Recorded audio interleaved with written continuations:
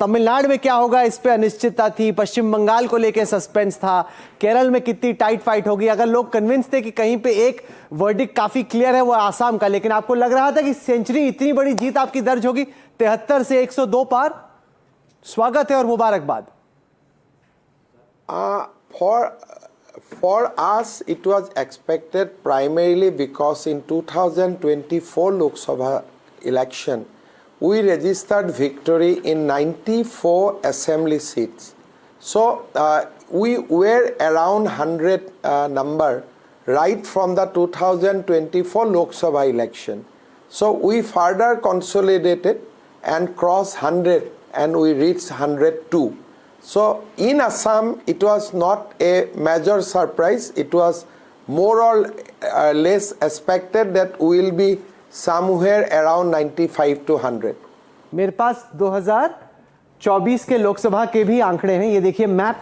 उसमें 88 थी बीजेपी की खुद की और अब हो गई हैं 102। तो काफी हद तक जो सैफरन स्वीप थी आसाम में वो और भी बढ़ गई है। जब हैट्रिक के साथ आता है, साधारण तौर पे हैट्रिक के वक्त पे एक एंटी इनकम्बेंसी सी बिल्ड हो जाती है, लेकिन आपने तो एक तरीके से एंटी इनकम्बेंसी को धो डाला, कांग्रेस को धो डाला, यहां तक कि गौरव गोगोई भी हार गए। जोरहाट में मेरे को याद है आपसे मुलाकात हुई थी 2024 के लोकसभा इलेक्शन से पहले। आपने बोला था राहुल मैं तुम्हें लिख के बता रहा हूं, तुम्हें मुझसे नोट करा लो, इसको मैं हरा दूंगा, कुछ भी हो जाए। गौरव गोगोई जोरहाट में नहीं, तब तो जीत गए, इस बार आपने हरा दिया। क्या किया आपने इस बार जो पिछली बार नहीं हो पाया? I think that point of time he was not tested, but in last 1 year, people of Jorhat could see him from a very close quarter. And important point to note that he not only lost his own seat, he lost 9 out of 10 in the entire Lok Sabha constituencies. Today, in his constituency, there is only one MLA, that too from a alliance party. Congress has now no MLA from the entire Jorhat Lok Sabha constituency. So it was not a defeat, it was a complete defeat in that sense of term. अच्छा हिमंतदा, इस वक्त आप NDTV के सारे चैनलों पे live हो, आप एनडीटीवी इंडिया पे भी लाइव हो, इसलिए मैं आपसे हिंदी में सवाल कर रहा हूं और मेरा अनुरोध है कि आप हिंदी में जवाब दें ताकि हम सब जगह आपको अच्छे से दर्शकों को दिखा भी पाएं।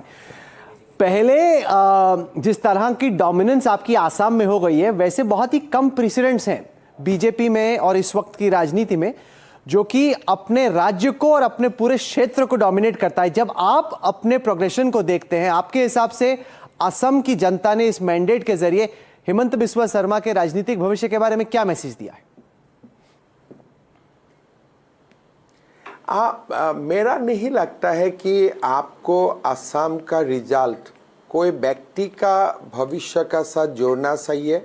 Assam is a very special case. Rahul, मैं आपको भी जब भी मिलता हूँ हमेशा समझाने के लिए कोशिश करता हूँ, असम का लोग एक बहुत बड़ा समस्या में है।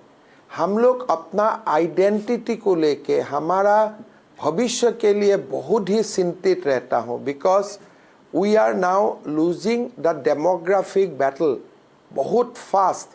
Today Assam will have 40% Muslim population in this census, roughly around 40%. 12 से 13 जिला में हम लोग we have become complete minority. So हर चुनाव असम का लोग अपना अस्तित्व का साथ जोड़ते हैं और हमारे आइडेंटिटी को प्रोटेक्ट करने के लिए लोग वोट डालते हैं। सो चुनाव जीतने और हारने, ये दोनों का साथ एक बहुत बड़ा बातें छुपा होते हैं कि क्या Assam finally it will become a Muslim majority state. तो हमारे शंका, हमारे चिंता देश का प्रदेशों से काफ़ी अलग है। So this is not a victory, probably ये हमारे जो जूट चलता है असम का अंदर, इसका और एक चैप्टर है। हेमंतदा, जहां एक तरफ आप अपने आप को एक काबिल एडमिनिस्ट्रेटर के तौर पे साबित कर रहे हैं, सेमीकंडक्टर्स टाइप की इंडस्ट्रीज आप असम में लेके आ रहे हैं जिसके लिए आपकी तारीफ भी हो रही है, आप पे कैंपेन के दौरान आरोप लगा हेट स्पीचेस का कि बहुत ही कम्युनली डिवाइसिव आपने भाषण दिए। अब जब आप उस पर लुक बैक करते हैं तो आपको लगता है कि क्या वो गलती थी? क्या आपको लगता है कि चुनाव की हीट और डस्ट में इस तरह की चीज़ों से बचना चाहिए, क्योंकि जिस तरह के आप प्राइवेटली रहते हैं या जो आप गवर्नेंस में कर रहे हैं, कैंपेन के दौरान जो हुआ, जो चार्जेस लगे, उस पर आपका क्या कहना है? पहला बार मुझको लगता है आपने असम चुनाव बहुत क्लोजली फॉलो इस बार नहीं कर सका, because Bengal was definitely a important election. Assam में कोई हेड स्पीच नहीं हुए, हमारा चुनाव नाचते हुए गाते हुए। We enjoyed the election like a festival, and election में कोई एलिगेशन, काउंटर एलिगेशन नहीं था। It was a complete, we observed the election, we enjoyed the election as a festival of democracy. यहाँ में कोई हेड स्पेस नहीं था, किसी का ऊपर आरोप भी नहीं थे, कोई झमेला, कोई नथिंग। इट वॉज सिंपली हम लोग चुनाव मंच में जाते हैं, गाना गाता हूँ, डांस करता हूँ, लोग भी साथ में डांस करते हैं और सभा समाप्त हो जाते हैं। कोई मामले ही नहीं हुआ इस बार इस दौरान।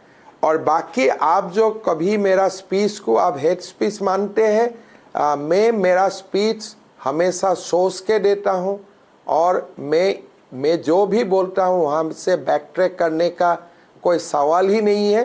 What ever I deliver speech, I stand by it and I owe it completely. नहीं, अभी जैसे वो पूरा कांग्रेस के जो चीफ स्पोक्सपर्सन है पवन खेड़ा का मामला है, उनको एंटिसिपेटरी बेल तो मिली।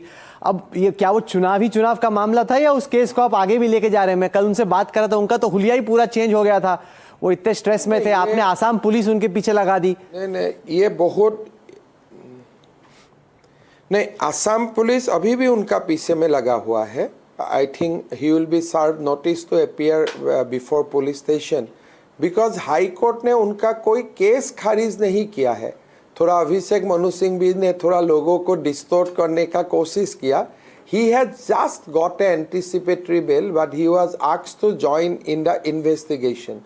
सो वो इन्वेस्टिगेशन में आएगा, फिर देखा जाएगा कैसे केस आगे बढ़े।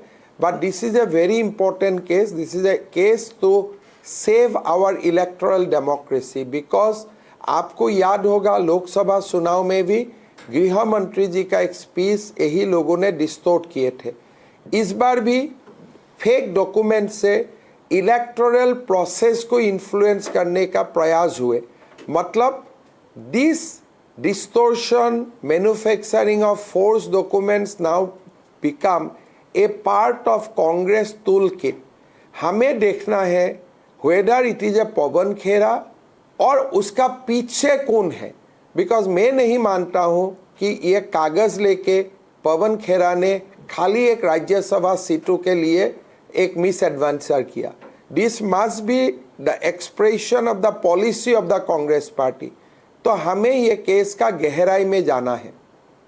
नहीं, एक सवाल और इससे, जैसे आपने कुछ चार्जेस लगाए गौरव गोगोई पे, उनकी वाइफ पे, वो एक पॉलिटिकल चार्ज था जो कि कैंपेन में हुआ, उन्होंने उसका जवाब दिया। यहाँ पे पवन खेड़ा ने लगाया। राहुल जी ऐसा कृपा करके नहीं, ऐसा मत बोलिए राहुल जी। ऐसा आप लोग बहुत चीज को सिंप्लीफाई कर देते हैं। Himanta Biswa Sarma has not level any allegation against Gaurav गोगोई's wife. I level allegation substantiated by documents. I expose the link between Pakistani establishment and Mr. Gaurav Gogoi, and it was a genuine investigation. Allegation नहीं है ये अभी दस्तावेज, सरकारी दस्तावेज है। And mister Gaurav Gogoi has not distorted और refuted any of the documents. हमने कोई डॉक्यूमेंट्स बनाया नहीं हूं, हमने कोई उनका गलत पासपोर्ट लेके आपका सामने नहीं आया हूं। उनने जो पाकिस्तान गया है वो वीसा में कोई गलत वीसा लेके नहीं आया हूं। So there is no parallel कि मैं उनका वाइफ का बारे में बोला इसलिए मेरा वाइफ का बारे में वो बोलेगा। ये बात इतना सिंपल नहीं है। मेरा वाइफ का खिलाफ इफ यू हैव डॉक्यूमेंट्स आप दिखाइए, आपके फोर्जरी किया। मैंने तो कोई डॉक्यूमेंट फोर्ज नहीं किया। हम तो आई एम ड्यूटी बाउंड कि अगर कोई व्यक्ति का पाकिस्तान से लिंक हो, इन्वेस्टिगेशन करके भारत सरकार को बताना, ये मेरा कॉन्स्टिट्यूशनल रिस्पॉन्सिबिलिटी है।